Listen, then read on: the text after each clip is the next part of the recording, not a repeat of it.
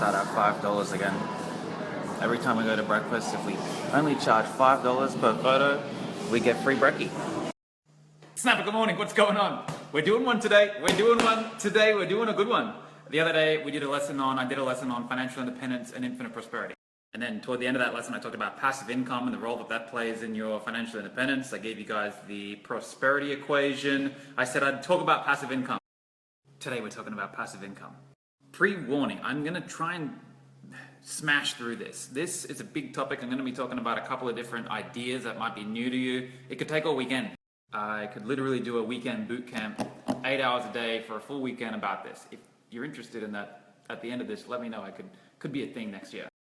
Here we go. Income. Firstly, let's do some groundwork before we get to passive income. Let's lay the foundations. What is income? What is financial income? Some people don't have a clue.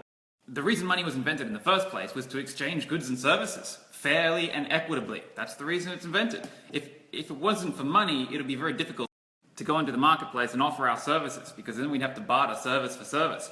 And the skills that we get good at on planet Earth are not all equal.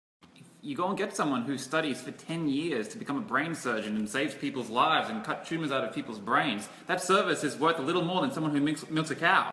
So what's that brain surgeon to go and do? Go down to the farm and talk to the farmer and say, well, I need some milk. I can offer you a brain surgery if you get a tumor. That's impractical. It's stupidity. And then the other option would be to have the brain surgeon go and learn to milk the cow and do it all himself. But that's not efficient either. Money is efficiency. It allows us to efficiently focus on one thing that we're bloody good at and make money doing it so that we can take the money and go and get all the other stuff taken care of. The more service we go and provide, the more income that we make. The harder the service, the rarer the service that we have to offer, the more income we make. Get this link in your brain. Money and service, they're together, they're one. The more people you serve, the more money you make. The more people you help, the more money you make. And the crazy part is that half of the planet are subscribing to some spiritual beliefs that say it's evil to have money, it's evil to want money. More godly to be poor, the meek shall inherit the earth. It's easier to get a camel through the eye of a needle than a fucking rich person into the gates of heaven. That's fucking delusional. Show me any billionaire on the planet and I'll show you billions of people that they've helped and served through their products or services or innovations. The reason they're billionaires is because they've served billions of people.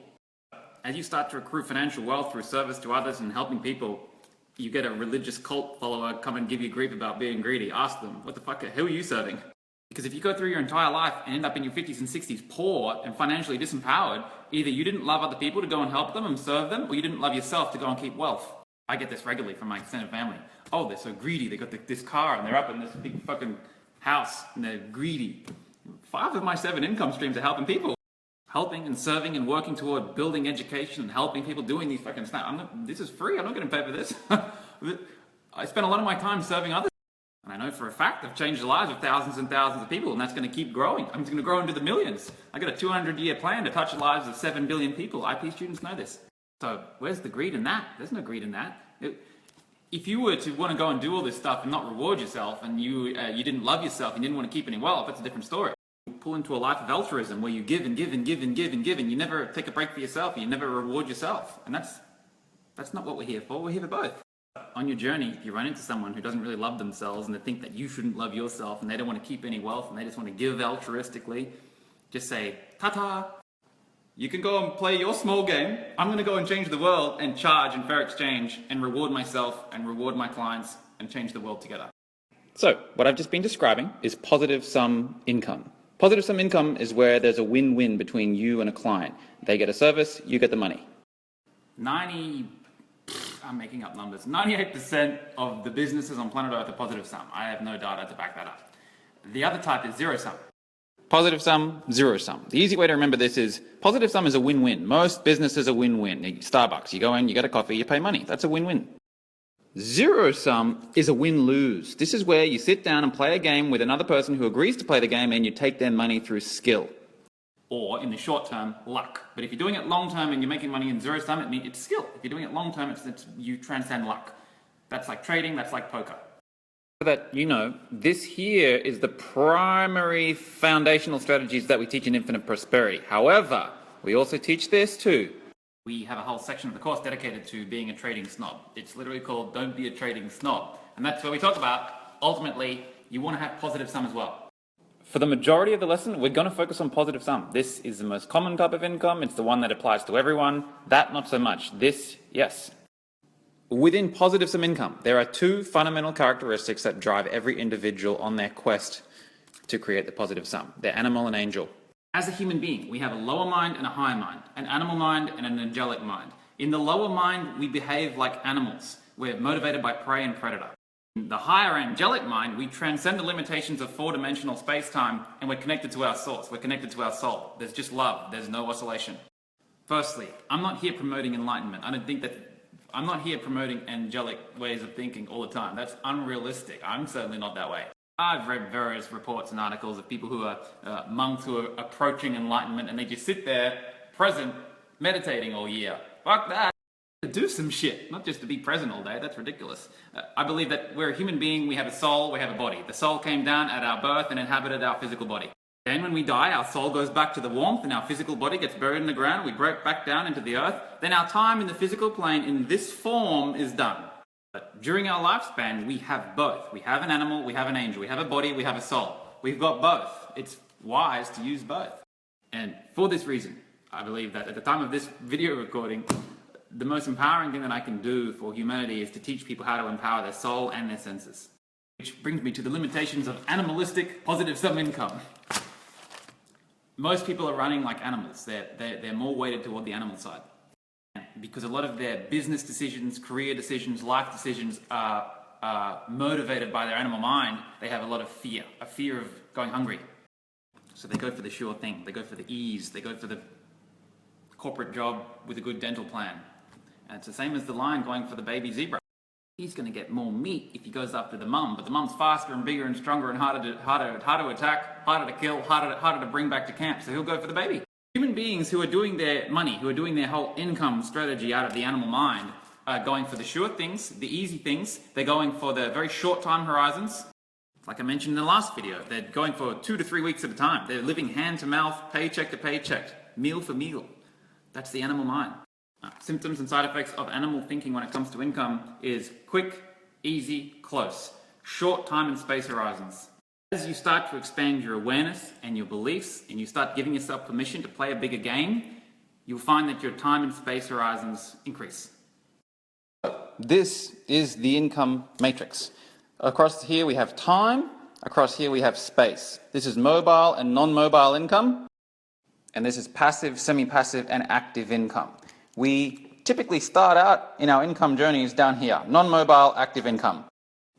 Non-mobile means that you're in one physical, geographical location, perhaps like an office or some place that you have to be, some place in space that you have to be to get that income. As you move up in mobility, you expand your space horizons and you can make money anywhere. You can make money on the moon if you wanted to. This here axis is your time. Active income means you literally paid by the hour. However much time that you put in, you get the money. Time equals money.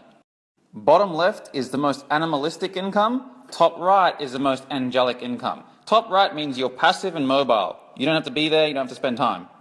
So I filled in some of the cells. This is not extensive. This is not all of the things that could obviously fit in here. I've just pulled some out of my mind just now. Hands-on, laboring, or having a job is how most people make their income. It's active and non-mobile. You have to be in one place and your time is governed. If you're actively working at something but you're mobile, you can move any place on the planet, any online job. A lot of online jobs are happening right now. You can go get a job for an online company. This is active income, and there's a million different streams and ideas that you can have active income in both non-mobile and mobile. You want to move up, you want to move right. Let's take a look here at semi-passive income streams. Semi-passive, by the way, I define personally as any income stream that's 1, less than 7 hours a week. Beyond an hour a day, then it's not semi-passive. It's not passive at all. It's active. 2, and more importantly, you have to be able to get that income to be scaled regardless of time. If you're charging a per hour rate, well then you can't make more. That income cannot grow. It cannot be scaled unless you put more time in, and that's not semi-passive. So let's go through this. Semi-passive, non-mobile means you have to be in one location. So if you go and buy a franchise, you've got to be there. If you start up a market stall, that can be semi-passive. If you have a brick and mortar business here that you're able to outsource and put in less than an hour a day, but you still kind of have to be there, well, I'd put that in that category too. This one, semi-passive and mobile. So anything online, blog, vlog, online business, online marketing, affiliate marketing, forex trading, And the big dog, the top right, passive mobile income, dividend yields, bonds, annuities, royalties, passive investments. This is your angelic income. This here is income that you can make regardless of time and space. You will keep making this income after you die. It doesn't matter where in the universe you are, you can keep making this income. And this here guy doesn't exist. There's no such thing. If it doesn't require your time, then it doesn't require your space. That's a non-existent cell. Again, this is not an exhaustive list of all the things that fit in all the things. Also, they cross. If you're an active day trader and you're spending 8 hours a day, then FX is also there. Most human beings in today's age stay here. They work their job the whole entire life. They never move. They never move up. They never move right. And because they never accumulate an angelic income stream, after they die and return to the soul, there's no income left. They have nothing. They have no more income to leave their kids. In fact, before they die, they're completely out of income, completely out of equity. The kids have to pay for them to go into the nursing home, to pay for their medical and all that shit. That's just a sign and symptom that they live their financial world in the animal mind. Fear and greed, predator and prey. They didn't give themselves permission to transcend time and space. Because when you do, you have immortal income. You have passive mobile income that transcends time and space. When you take a portion of your income and go and invest it, you will start to create income streams that outlive you on planet Earth. And when you die, you'll have incomes that keep generating yield, and you have a trust set up, and you have an immortal legacy. You have a compounding wealth account that just keeps growing in wealth. And you can set instructions with your estate planner and say, this is what I want to do on planet Earth hundreds of years after I die.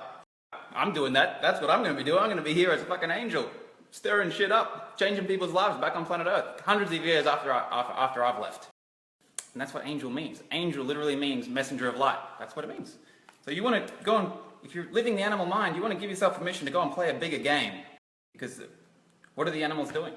Fuck, how am I going to eat tonight? Where am I going to get money from to eat next week? And that's what they're week to week. So that I can give you guys some more color about this matrix here.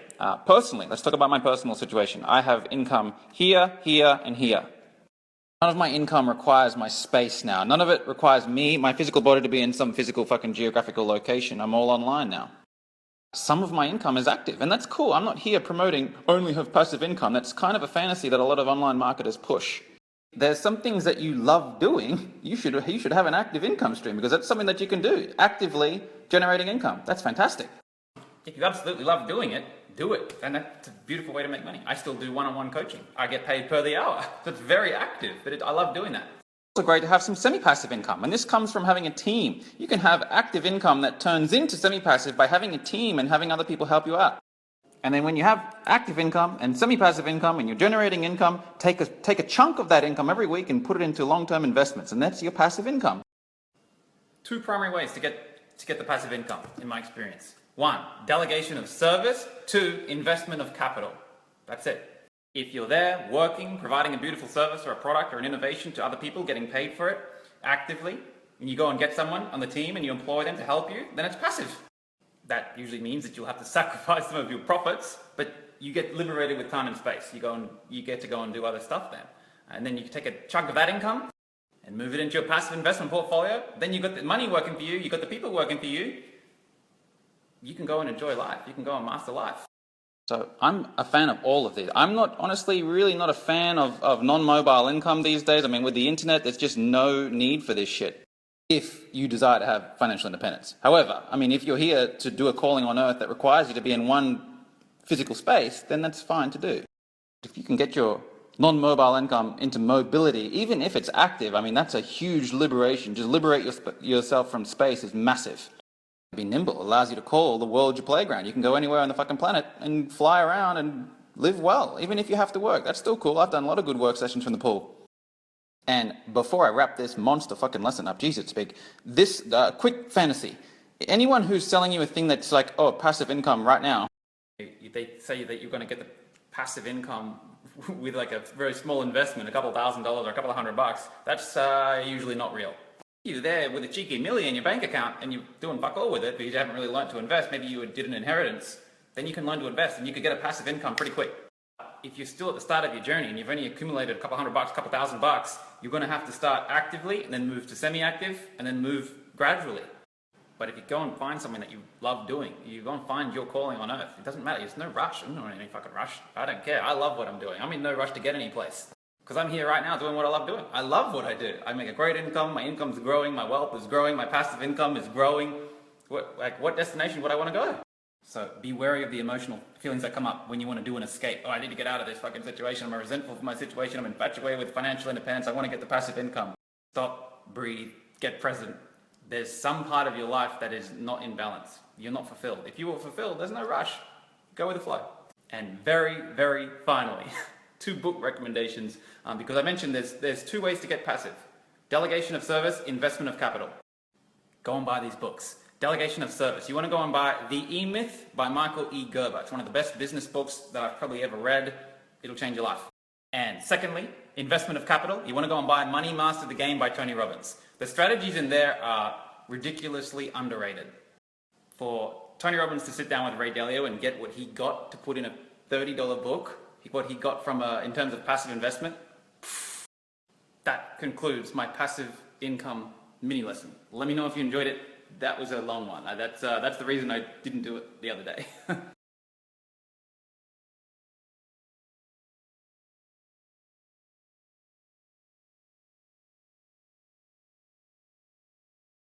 Left with no choice, speaking truth.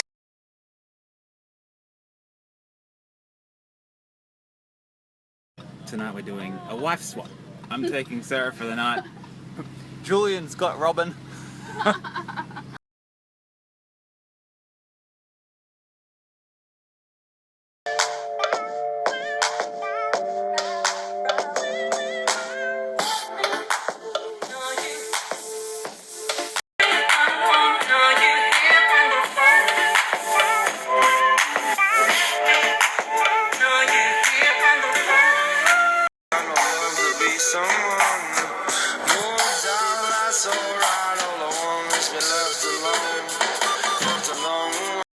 Swallow blue found